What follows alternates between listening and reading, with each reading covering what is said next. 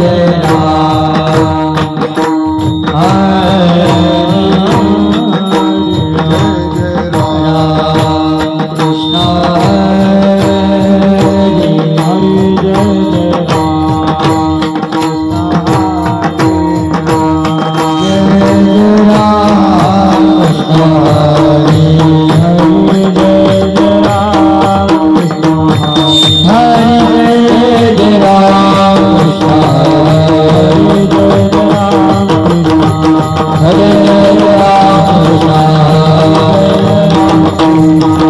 हरे राम कृष्ण हरे हरे जय राम कृष्ण हरे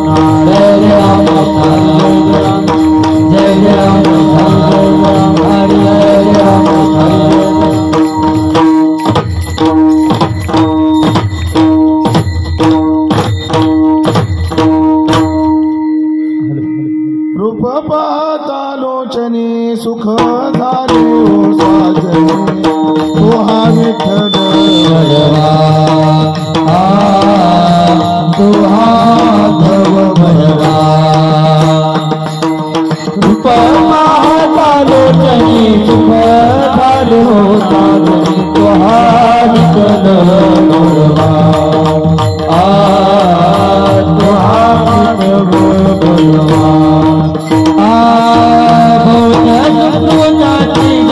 विठ्ठल भरवा तुहा विठ्ठल भरवा भरवा तुहा माधव भरवा बहुत सुखी गोरी मला विठ्ठल तुहा विठ्ठल भरवा तुहा माधव हरे सर्व सुखाचे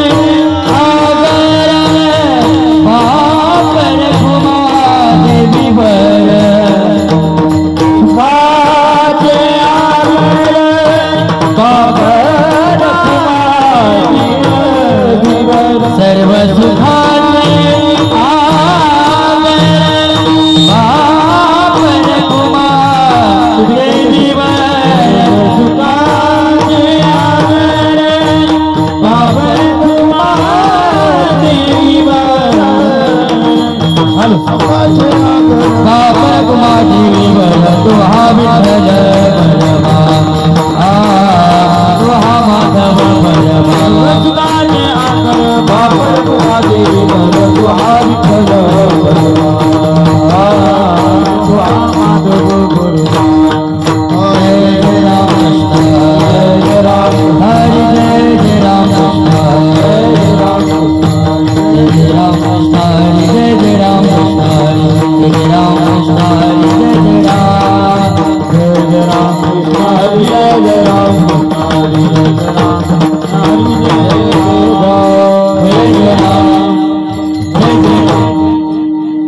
बहु बरा बहु बरा बहु बरा बहु बरा बहु बरा बहु बरा बहु बरा बहु बरा या सांगाते मिळे सारा या सांगाते मिळे सारा सांगाती मिळे तारा सांगाती मिळे तारा सांगाती मिळे तारा सांगाती मिळे तारा म्हणून जीवे साठी होनी जीवे साठी मनवोनी जीवे साठवोनी जीवे साठी घेतली कानोबाचे पाठी घेतली कानोबाचे पाठी घेतली कानोबाची पाठी कानोबाची पाठी घेतली कानोबाची पाठी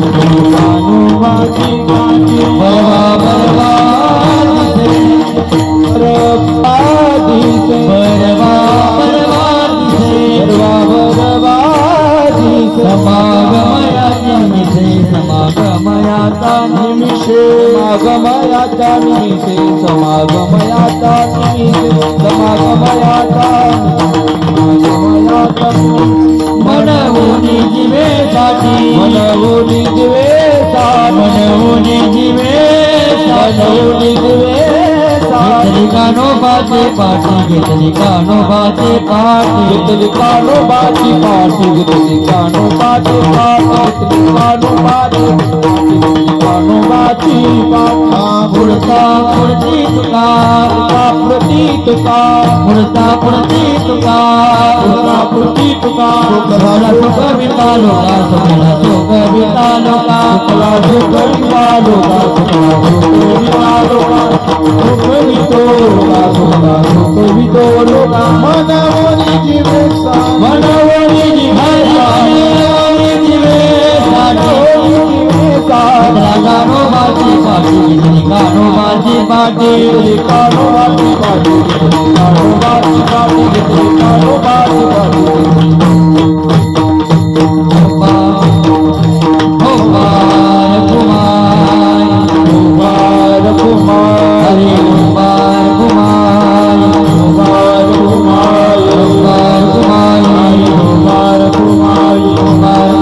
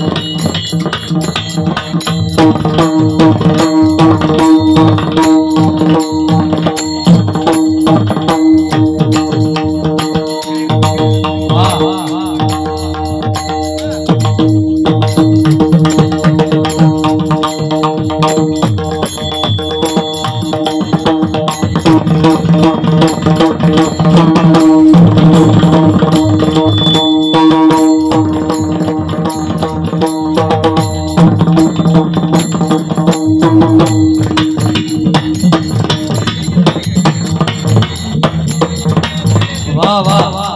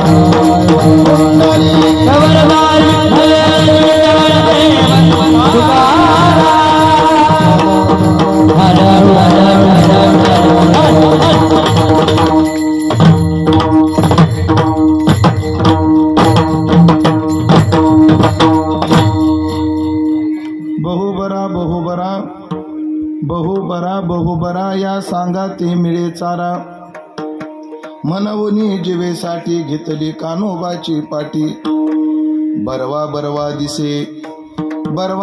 दिसे समागम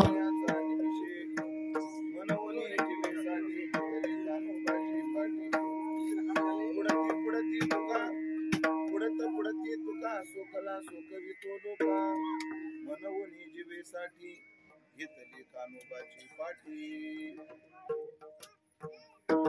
पांडुरंगा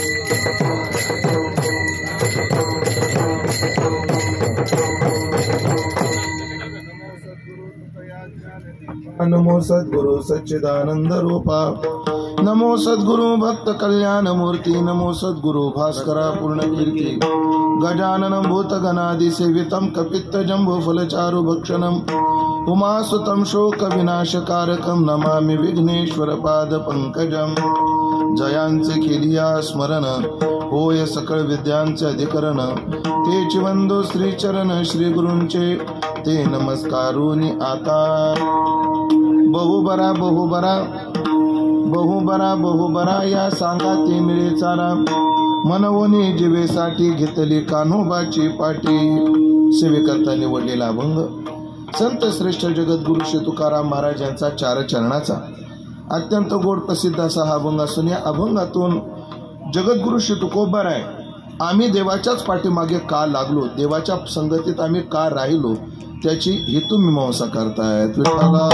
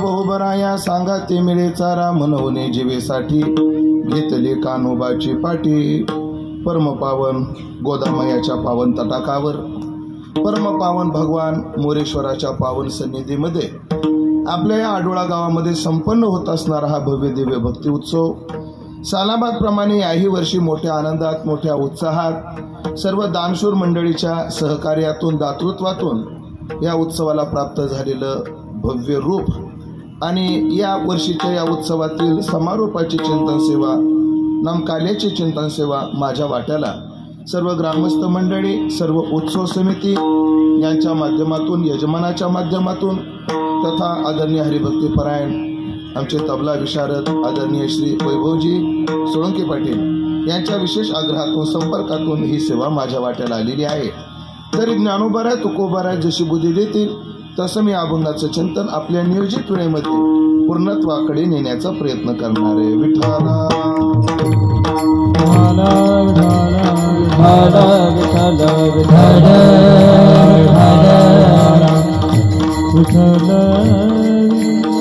खरं तर काही वर्षापासून या उत्सवाला एक आगळं वेगळं वैभव प्राप्त झालेलं आहे. पण मला सगळ्यात आधी ग्रामस्थांना सांगावं वाटेल, हे वैभव मुळेच आहे, ध्यानात ठेवा. कारण या ठिकाणी आज उपस्थित सगळी कलाकार मंडळी जर पाहिली, साधू मंडळी पाहिली तर एवढी सामान्य गोष्ट नाही. कोण्या एका गावाने एवढे कलाकार एका गावात आणून दाखवा, पुढे बाकी काही बोलत नाही.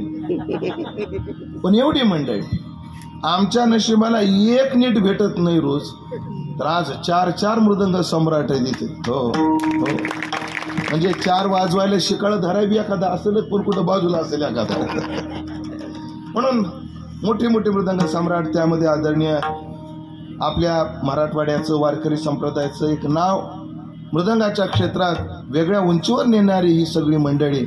त्यामध्ये आदरणीय भरतजी महाराज पठाडे, आदरणीय आमचे ओंकार महाराज, आदरणीय आमचे विठ्ठल महाराज, आदरणीय आमचे विष्णू महाराज, ही सर्व गुणीजन मंडळी. आणि गायनाच्या क्षेत्रात आपण यूट्यूब उघडलं की ज्यांचे व्हिडिओ दिसतात आणि ज्यांच्या व्ह्यूजवर यमच्या पुढेच आकडे असतात, अशी दिग्गज गायक मंडळी. त्यामध्ये संगीत विशारद आदरणीय उद्धवजी महाराज शिंदे तथा आदरणीय श्री महाराष्ट्राचा निकोप आणि लाडका आवाज कैलास महाराज पवार, ही दिग्गज मंडळी आहेत. जशी कीर्तनकार मंडळी आहे, आपलं गायक मंडळी आहेत, वादक मंडळी आहेत, तशी सन्माननीय कीर्तनकार मंडळी सुद्धा.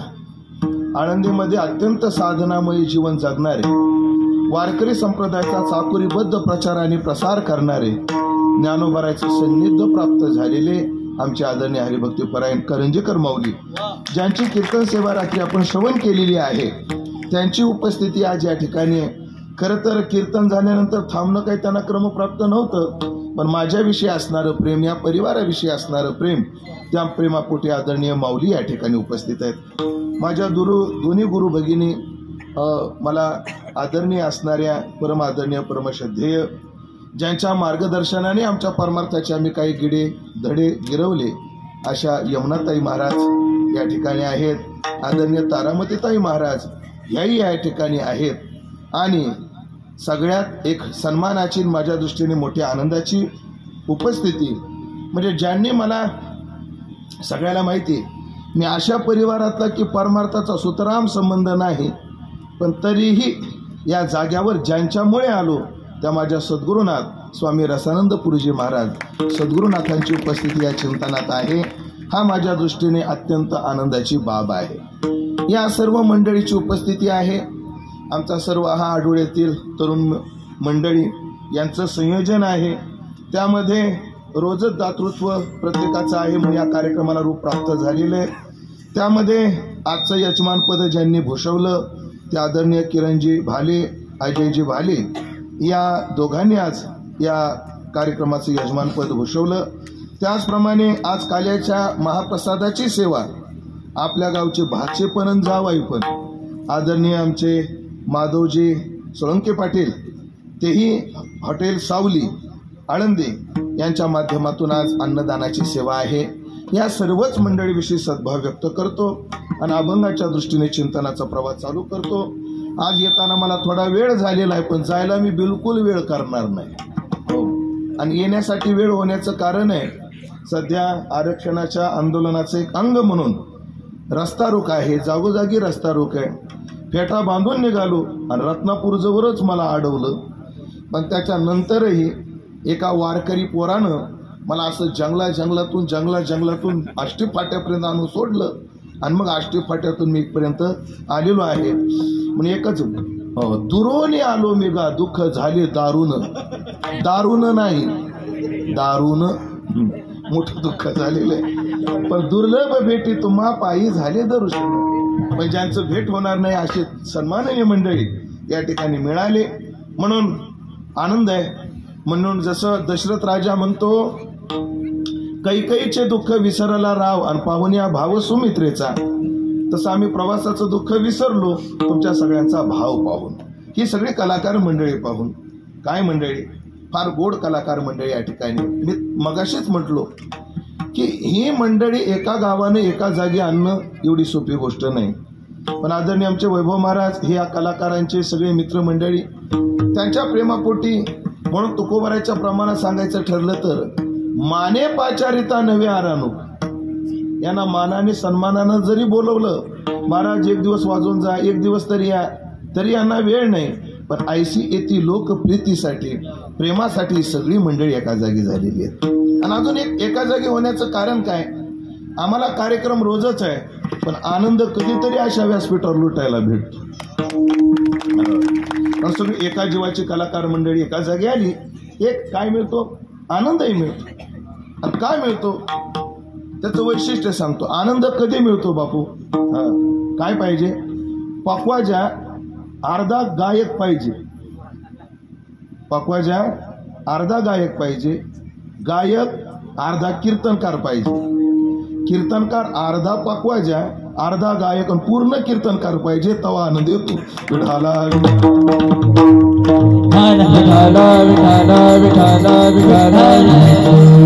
म्हणून असं जर मेळ जुळला की ज्ञानोबराच्या भाषेमध्ये पाहता व्याख्यान चढले थावा चौगुणेवरी, का सुग्रणी आणि उदारे रसज्ञ आणि जेवणारे, होती मग अवतरे हातो जैसा, तैसे होतसी जी देवा, अवधानाची लवलवा, पाहता व्याख्यान चढले थावा चौगुणेवरी.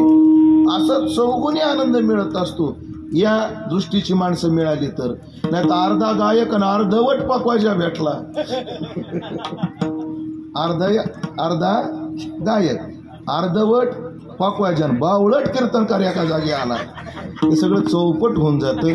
पण या दृष्टीने सगळा मेळ जुळून आलेला आहे. तुम्ही एक लक्ष केलं नाही माझ्या बोलण्याकडे. जसं मी यांना अर्धा गायक म्हटलो, यांना अर्ध पकवाजा म्हटलो, तसं मी माझंही वर्णन करून घेतले. तुमच्या ध्यानात नाही आलं, पण असू दे, आता काय असेल ते. हा सगळा मेळ आज उत्सवाची सांगता आहे. सांगतेचा म्हणजे प्रसादाचं कीर्तन आहे. त्याचं चिंतन आपल्याला अगदी थोड्या वेळामध्ये करायचं आहे.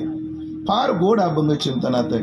काल याच्या प्रसंगातला आहे की या अभंगातून तुकाराम महाराजांनी आम्ही सगळ्या गोष्टीची पर्वा न करता, कोण्याच गोष्टीची पर्वा न करता आम्ही कृष्णाच्याच पाठीमागे का लागलो, हा गोपाळाचा अनुवाद करणारा अभंग आहे.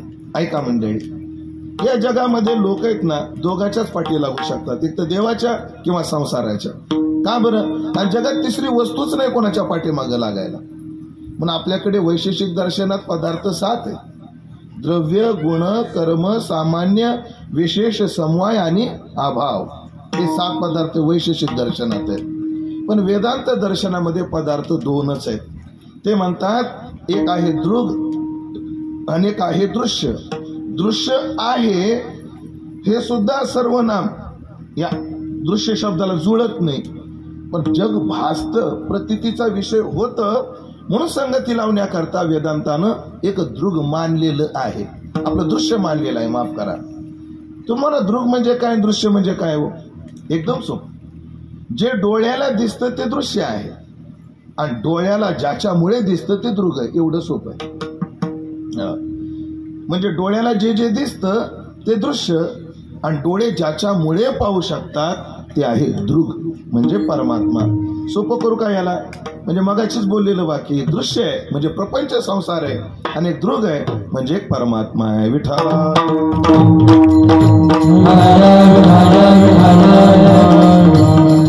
मात्र साधू संतांनी दृश्याचा विचारच केलेला नाही. मग त्यांनी दृगचा विचार केला, ते संसाराच्या मागे लागले नाही, उलट संसाराच्या नावे घालून, संसाराच्या नावे घालून, संसाराच्या नावे घालून, संसाराच्या नावे घालून, हे वाढता पुण्य पुण्य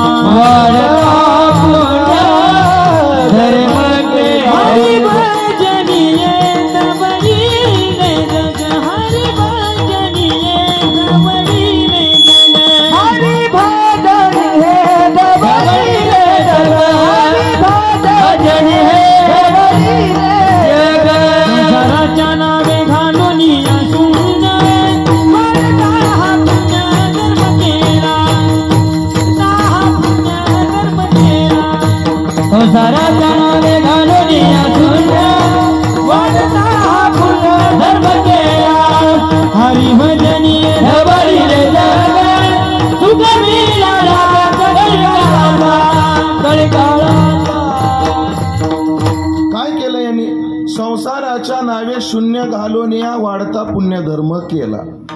संसाराच्या नावाने शून्य घातलं म्हणजे संसाराकडे पाठ केली आणि देवाच्या पाठीमाग लागले. खरं तर मंडळी आपल्यासारखी काही मंडळी कधी कधी परमार्थ करतात ना, पण आम्हाला परमार्थ कोण समाधान का नाही? वाक्य लक्ष देऊन ऐकलं तर कळत आम्हाला परमार्थ करून समाधान का नाही. लक्ष देऊन वाक्य ऐका. तुकाराम महाराज सारख्या साधूंनी परमार्थाकरता एक किंमत मोजली म्हणून समाधान आहे, आणि आम्ही परमार्थ करता किंमत मोजायला लावतो म्हणून समाधान नाही.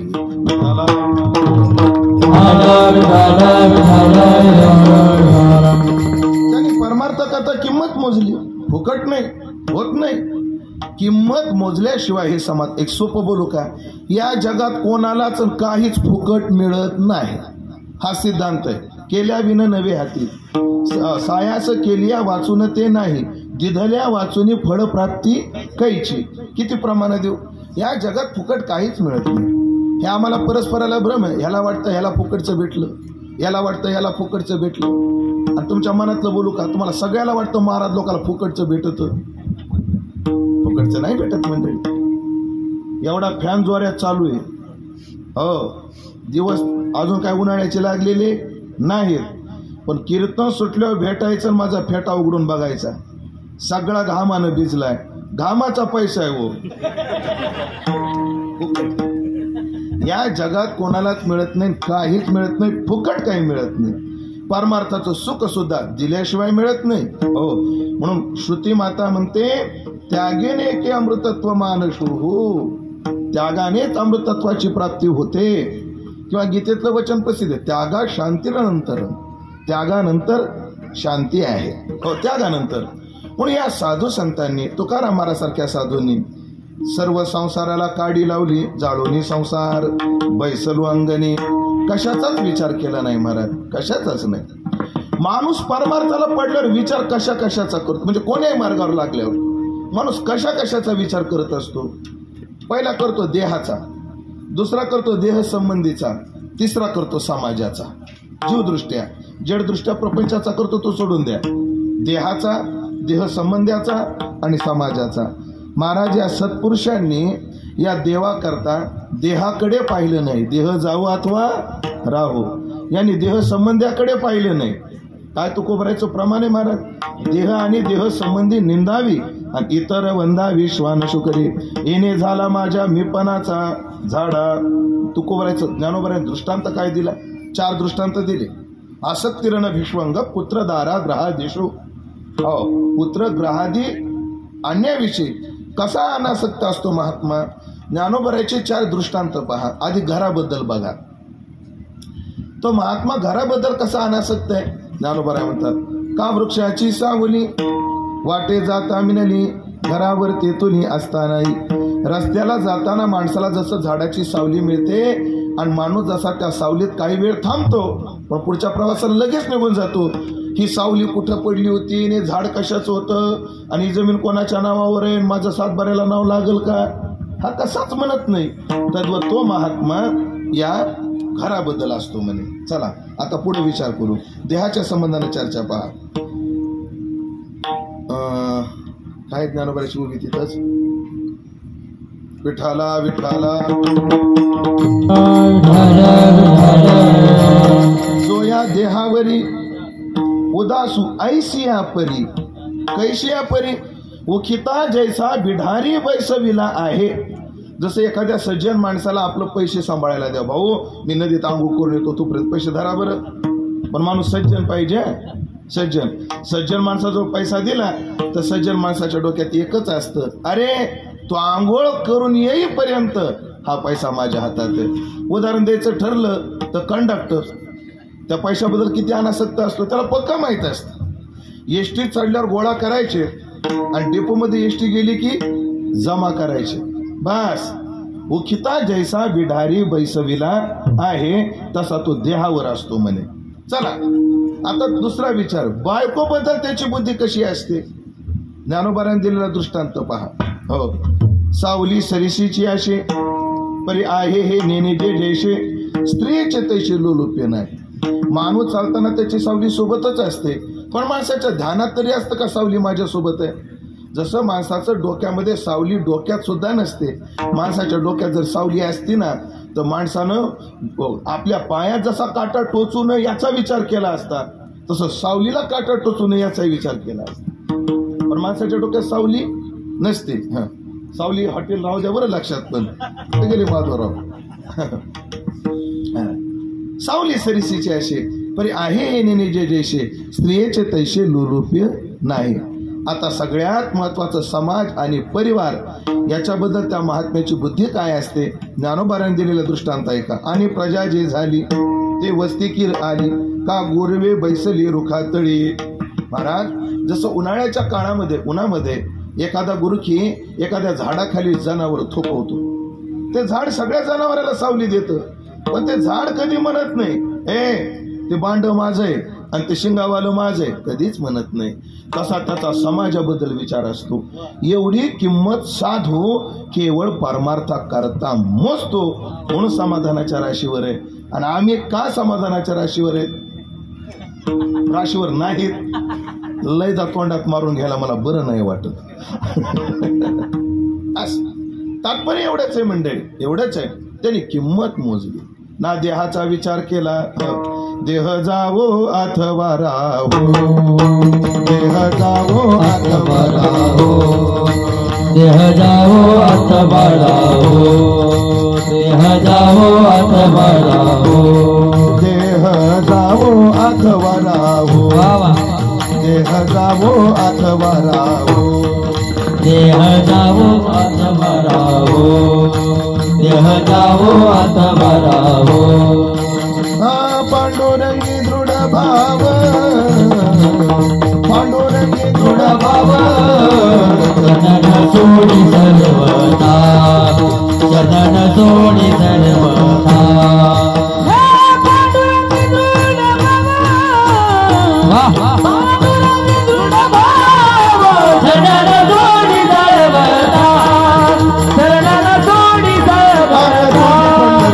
चरण सोडी सर्व. हा ना, तुझी देवा तुझी शपथ घेऊन सांगतो, चरण सोडणार नाही. देहाचा विचार केला नाही. चला, जसा या भगवत भक्ताने देहाचा विचार केला नाही, देह संबंधाचाही विचार केला नाही. बस बहुत कामे मज नाही आरानूक. काय म्हणते ती गवळण? बहुत कामे मज नाही आरानूक, एक चारिता तो पुढे उभे एक, आज मी टाकून आले सकळेक. तुका म्हणे रचिनी कवचू खेवो, गेले भवोनी नचले आता काही, गेले भवोनी नचले आता काही, आज मी टाकून आले सकळेक. पती सुताचा विसर पडला, तुझ्या मुरलीचा छंद लागला. ना देहाकडे पाहिलं ना देह संबंधाकडे पाहिलं, ना त्याने समाजाकडे पाहिलं.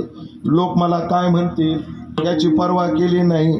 ती राधा त्याच्याकरता बदनाम झाली, पण तिने त्या बदनामीचा विचार केला का कैलास महाराज?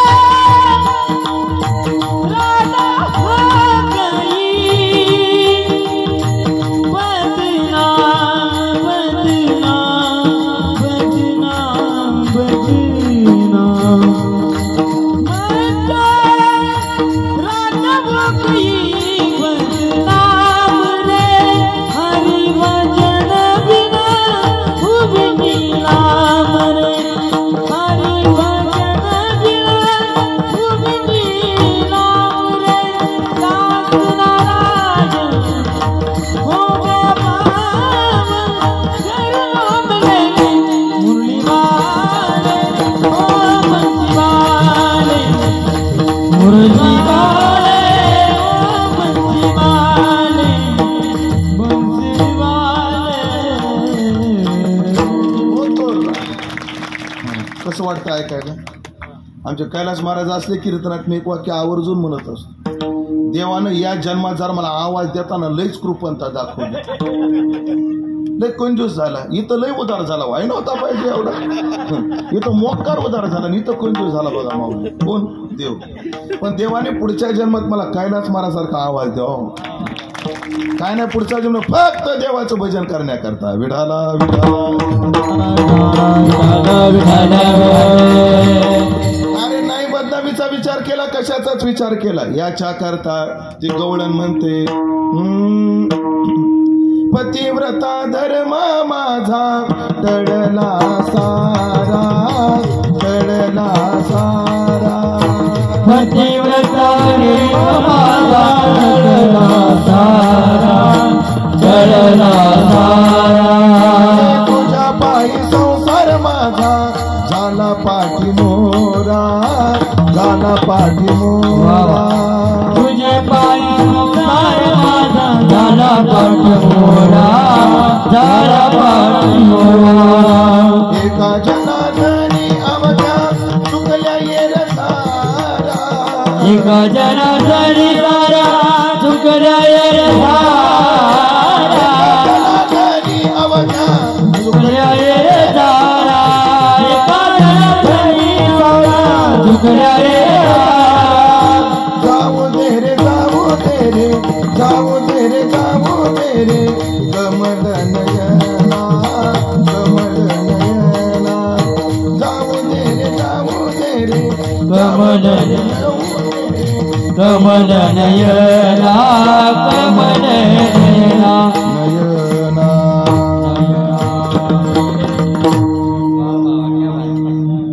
आम्हाला देवा तुझ्यासाठी, तुझ्या पायी संसार माझा झाला पाठी मोरा. संसार सोडला, सगळ्याला किप्पाने दिलं आणि आम्ही देवाच्याच माग लागलो. ते देवाच्या माग लागले. काय? माणूस बाजारात गेला. ऐकलं का? बाजारात गेला. का हो? कसे दिले टमाटे? म्हणजे 500 रुपये किलो. त्या टमाट्याला 500 रुपये द्यायला पाहिजे. मग तुमचं काय मत आहे? 50 रुपये किलो लई झाले. मग टमाट्याला कोणी 500 रुपये किलो देतं का? नाही. मग इकडं पहा, तोच माणूस गेला सोन्याच्या दुकानात. कुठे गेला? सोन्याच्या दुकानात. सोन्याच्या दुकानात विचारलं, का हो कसं दिलं सोनं? म्हणे 63,000 रुपये तोळा. एवढं काय करायचं? ह्याला काय पाहिजे 63,000 रुपये? म्हणे मग काय भाव? द्या 5-10 हजारानं. ते सोनं देईल का फटके देईल? महाराज, टमाट्याला जी किंमत लागते ती किंमत मोजावीच लागते. सोन्याला जी किंमत लागते ती किंमत मोजावीच लागते. तशी देवाकरता जी किंमत आहे ती किंमत मोजावीच लागते. त्याशिवाय मिळत नाही, मिळत नाही. त्याच्याशिवाय त्याची किंमत मोजावी लागते. एकच उदाहरण सांगतो ना, अभंगात प्रवेश करतो, कना कना अडता असं घेतो.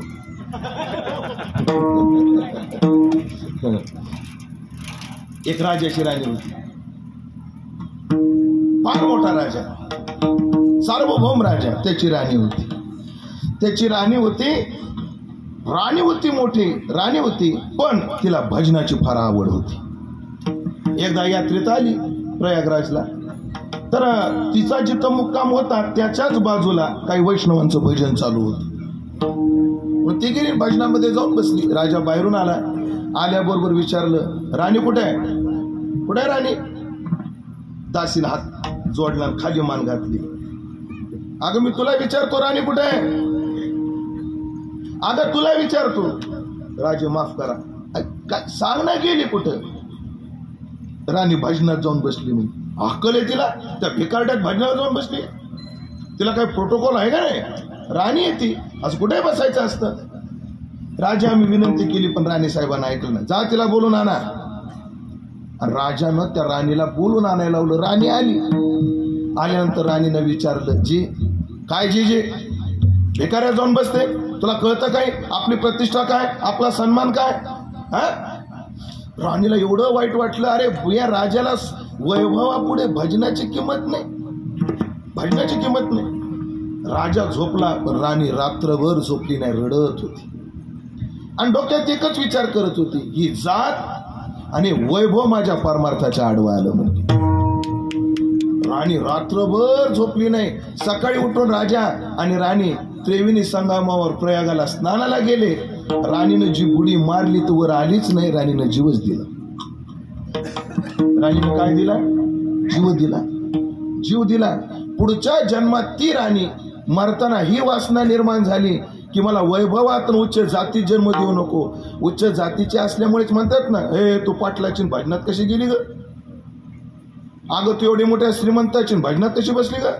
ही श्रीमंतीने जातच आडवी येते ना. देवा अशी जात आणि श्रीमंती आडवी येऊ देऊ नको पुढच्या जन्मात. पुढचा जन्म तिचा शबर जातीच्या भिल्ल समाजात जन्म झाला. लहानाची मोठी झाली. लग्नाचं वय झालं. बापानं सांगितलं बाई तुझं लग्न आहे आता. तिची मेहंदी वगैरे लावणं झाली. सहज बाहेर आली आणि बाहेर येऊन पाहिलं तर बोकडाची रांग लावली होती. तिनं सहज विचारलं आईला, आई हे बोकडा असे का ग बांधले? अगं बाई तुझं लग्न आहे. या बोकडाचा लग्नाचा काय संबंध आहे? अगं पाहुणे येणार उद्या. मग हे बोकडे कापायचे आणि त्यांना मेजवानी द्यायची. आई माझ्या लग्नाकरता एवढ्या निष्पाप जीवाचा जीव घेते तो? नाही बाई, प्रतिष्ठेनुसार करावं लागत. प्रतिष्ठा आम्ही एवढी हलकट करून ठेवली मंडळी. खरं सांगा, लग्नात आम्ही कोणाला खाऊ घालतो? लग्नात आम्ही कोणाला खाऊ घालतो? सुदामराव जरा धाडसानं वाक्य वापरतो, जे खाऊन खाऊन माजले त्यांना. आपल्याकडे तरी जरा बरं आहे. ह्या पुणे भागामध्ये लग्न करता एवढा अनाठाई खर्च करतात. महाराज मी एका लग्नाला गेलो पुण्यात, त्या वाकडला, आणि अक्षदा द्यायला 5-6 बाया अशा फिरत होत्या. बरं अशा जसा इटभट्टीच्या एकाच साच्यातून काढल्या, सगळ्या त्या चपट्या नाकाच्या, त्या जापानच्या एकसारख्या. एवढा सुद्धा फरक नाही. मला प्रश्न पडायचा यांचे नवरे कसे ओळखीतात की नाही? फरक नाही. 5-6 पोरी. मग मी त्या मालकाला विचारलं, करवल्या कुठलच्या आहेत? ते महाराज जापानच्या आहेत. पण ह्या इथं कशा काय आल्या? आणि महाराज फुकट नाही आल्या. 5 लाख रुपये खर्च आहे त्यांच्या. त्या जापान मधल्या 5 पोरी 5 लाख रुपये देऊन अक्षदा वाटाय.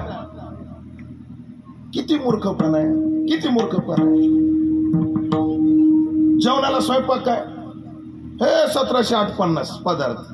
त्याला महाराज जुन्या काळात किती आदर्श लग्न होते. जुन्या काळात किती आदर्श लग्न होते. याला उदाहरण मी सांगतो 2 मिनिटात. बाबा तुमचं वय काय?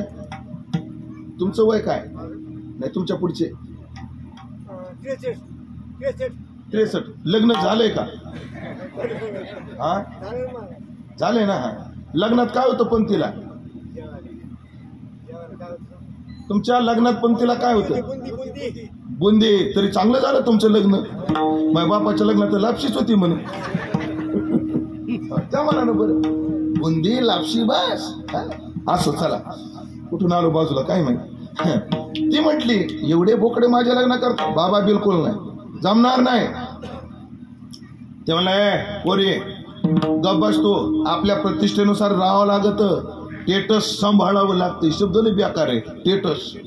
टेटसनं राहावं लागतं म्हणे आपल्याला. असं काही कसं राहून चालत नाही. लोक काय म्हणतील, बेकारासारखं लग्न केलं. पोरीच्या लक्षात आलं, बाप मला जाऊ देणार नाही आणि ह्या बोकडांना कापल्याशिवाय राहणार नाही. पोरगी रात्रीचीच उठली आणि पळाली.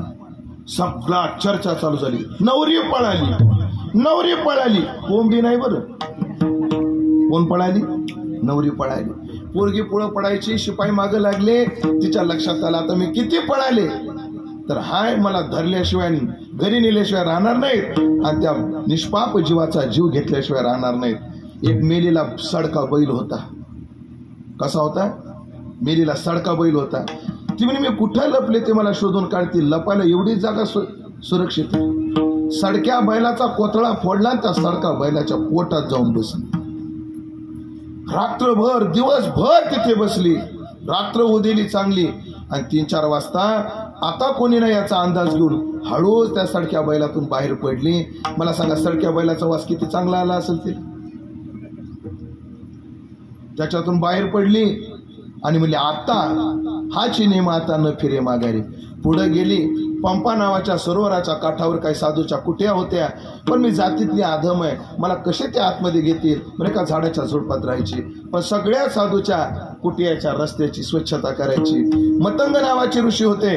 त्यांनी पाहिलं कोण ही व्यवस्था करतं? एक दिवशी मागावर राहिले आणि सकाळच्या वेळेला ही जेव्हा स्वच्छ करू लागली पोरगी तेव्हा तिचा हात धरला. ए कोण आहे तू? घाबरली ती पोरगी, घाबरली. कोण आहे तू? इथे कशी आली? तिनं सांगितला सगळा इतिहास. माझ्या वडील माझं लग्न करत होते, निघाले. कागद तुझ्या बापाने शोधण्याचा प्रयत्न केला नाही? केला, पण मी सडक्या बैलाच्या पोटामध्ये जाऊन लपून बसले. महाराज साधूनं विचारलं, काग त्या बैलाचा तुला वास नाही का आला? ती पोरगी म्हणली, महाराज संसाराच्या दुर्गंधीपेक्षा ते दुर्गंधी लई बरी आहे. पण तुझं नाव काय? ती म्हणली, माझं नाव शबरी आहे. महाराज शबरीने रामाचं सुख भोगलं, पण त्याच्या करता एवढी किंमत मोजली, ध्यानात ठेवा. एवढी किंमत मोजावीच लागते. प्रमाण देतो 3. तो का म्हणे, व्हावे देहासी उदार, रखमा देवीवर जोडावया, सर्वस्वासी मुकावे तेने हरिसी जिंकावे, सर्वस्वाचे साठी तरीच देवाचं वे गाठी. म्हणून ही किंमत मोजली. ठीक आहे, तुकाराम महाराजाला आम्ही विचारू, तुम्ही संसार जाळला, संसाराच्या नावावर शून्य ठेवलं, मागं पाहिलं नाही, तुम्ही संसाराकडे पाठ केली आणि देवाच्या पाठी मागं लागले. मनवणे जीवेसाठी घेतली कान्होबाची पाठी. आम्ही कोणाच्या पाठी मागं लागलो? कान्होबाच्या पाठी मागं लागलो. मग एक नियम आहे, काय? संसाराकडे पाठ केली, ठीक आहे, पण पाठ का केली? तो दुःखाचा आहे म्हणून, तो अशाश्वत आहे म्हणून. मग तुम्ही पाठ कोणाच्या पाठी मागं लागले? देवाच्या. संसारात सुख नाही म्हणून देवाच्या पाठी लागले, संसारात समाधान नाही म्हणून देवाच्या पाठी मागं लागले. पण संसारात सुख नाही, संसारात दुःख आहे, संसारामध्ये स्थिरता नाही, संसारामध्ये कोणताच आनंद नाही, हे ठीक आहे, याच्यामुळे तुम्ही सोडलं. कारण काय? आम्हाला संसार दुःखाचा आहे सांगण्याची गरजच नाही, कारण ठाऊकची आहे. बघा, कोणाला माहिती आहे? कोणाला माहित नाही संसार दुःखाचा आहे म्हणून? सगळ्याला. बाबा 67 वय ना तुमचं? 63. लग्न होऊन किती वर्ष झाली? 81 ला लग्न झालं, म्हणजे मी जन्माला यायच्या आधी 2 वर्ष, म्हणजे 43 वर्ष झाली तुमच्या लग्नाला. संसारात सुख आहे का दुःख आहे? बर, तुमचं वय काय भाऊ? संसारात सुख आहे का दुःख आहे? 63 वर्षाचे म्हणतात दुःख आहे, 42 वर्षावाले म्हणतात दुःख आहे. कोणालाही विचारा, फक्त नवीन लग्न झालेल्याला विचारायचं. संसाराचं असे फक्त नवीन लग्न झालेल्याला विचारायचं नाही. काय विचारायचं नाही? कारण नवीन लग्न झालेला संसार दुःखाचा वाटत नाही. त्याचं कारण असतं भरत महाराज, मांजर उंदरावर एकाएकी झडप घालीत नाही. मांजर आधी उंदराचा अंदाज घेते. काय काय मांजरीला उंदराचा अंदाज यायला वर्ष लागत, पण आजकाल मांजरी मोबाईलने एवढ्या हुशार केल्या, एका महिन्यातच अंदाज घेतात आणि अशी झडप घालतात त्या उंदरा. मायकडे जाऊ देत नाहीत आणि बापाकडे जाऊ देत नाहीत. कोणाला? कोण? मांजरी. तुम्ही लय मनाला लावून घेऊ नका बरं, मी आपलं मांजरीचं उंदराचं सांगायला. अवघड अवघड. म्हणून सगळ्यांनाच जाऊ द्या, एकाला प्रश्न विचारत बसण्यापेक्षा सगळ्यालाच विचारू. ज्यांचं ज्यांचं लग्न झाले त्यांनी हात वर करा बरं.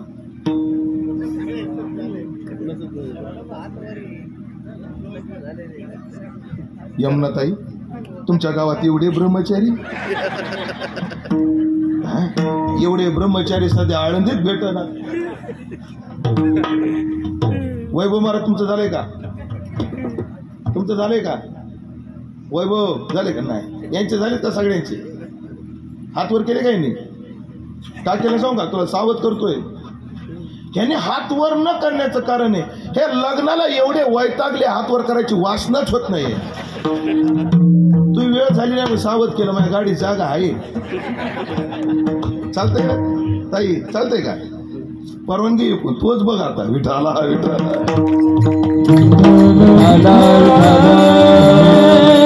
महाराज आम्हाला माहिती आहे संसार दुःखाचा म्हणून तुम्ही सोडला.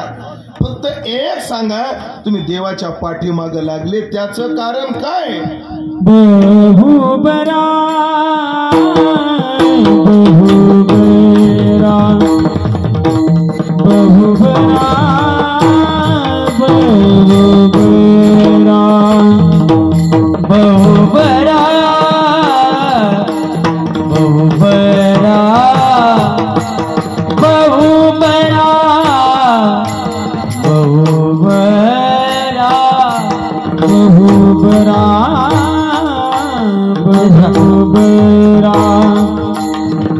बहुबरा बहुबरा बहुबरा बहुबरा बहुबरा या संगती मिले तारा या संगती मिले तारा मन होनी जिवे मन होनी जिवे या संगती मिल तारा या संगती मिल तारा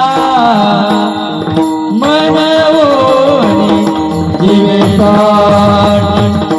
मन होनी जिवे बहु बहु बहु